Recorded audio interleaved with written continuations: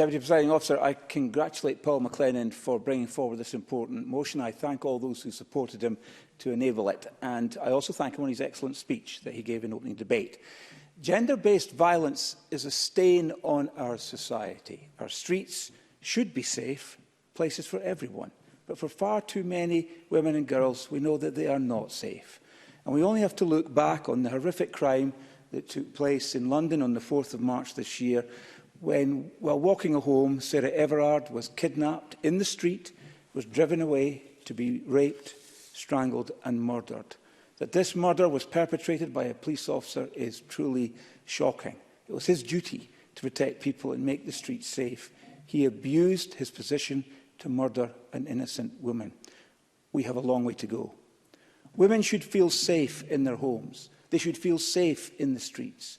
And they should feel safe when they're going about their daily business.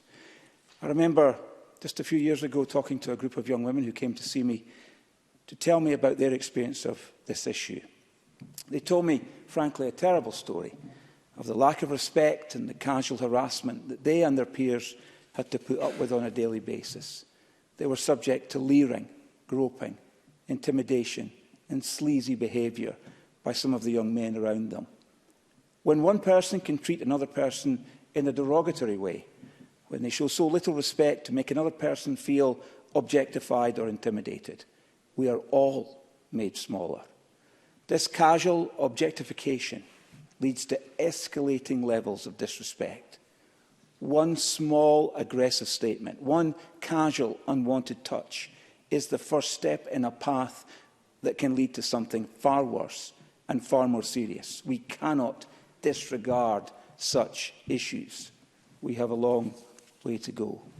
Earlier this year, the UK Parliament passed the Domestic Abuse Act into law. This Act will transform the support available to women right across our society.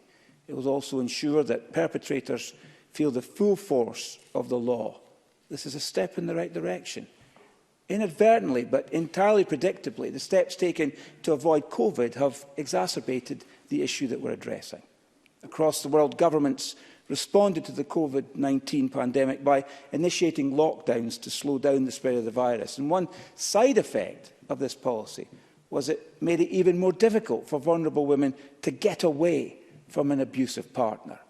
So that between April and June 2020, there was a 65% increase in calls to the National Domestic Abuse Helpline when compared to the first 3 months of that year. And Karen Ingala-Smith, who runs the Counting Dead Women project, estimated that during the first 3 weeks of the first lockdown, there had been 16 domestic abuse killings of men and women in the UK, the highest for at least 11 years. We have a long way to go. The escalation of violence towards women during COVID-19 can also be seen overseas. Dame Vera Baird, the Victims Commissioner for England and Wales, said that China saw a doubling of domestic abuse during the height of the pandemic. With cases rising all over the world, the UN Secretary-General has described a horrifying global surge in domestic violence. As legislators, we must be constantly vigilant as to how the law can be used and kept up to date to reduce violence against women. As leaders, we must set an example. And I am glad to see so many men, over the course of the 3 debates we've had, stand up in this place and commit to work to eliminate violence against women and girls. And I thank Paul McLennan for the initiative he announced in his speech at the start of the debate. It is true, Deputy Presiding Officer, that we have a long way to go, but I see hope. And I can see that much more needs to be done. As a nation, as a country, as a human race, we must look into our hearts and establish the true cause of violence.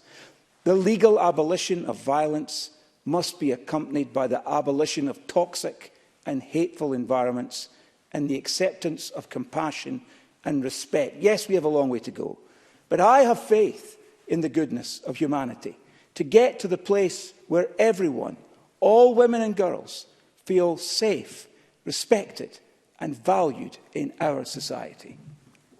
Thank you, Mr.